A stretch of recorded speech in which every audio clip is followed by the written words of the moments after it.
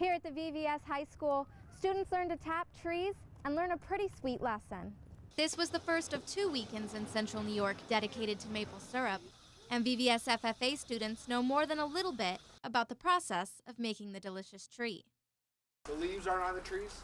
Right now the willow actually has less moisture in it in the summer. Despite the crazy weather, So our season has been at a still so far. With the snowstorm that we had, it made our trees not be able to produce a sufficient amount of syrup. the VVS FFA held their annual Maple Weekend, complete with a pancake breakfast. Lincoln's favorite part? Maple syrup.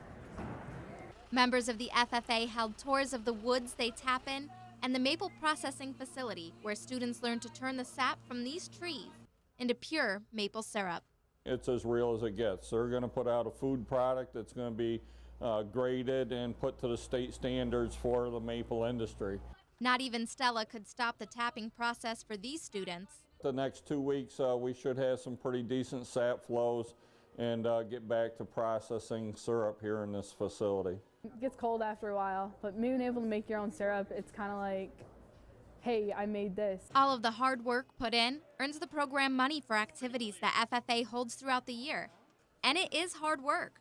The amount of sap it takes to create syrup might surprise you. So the ratio is about 45 gallons of sap to produce 1 gallon of syrup. The VVS FFA has so far made about 830 gallons of syrup.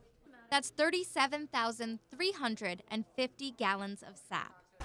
And you could go on your very own maple tour right here at VVS next weekend, March 24th and 25th. Reporting for WKTV, Bridget Roberts.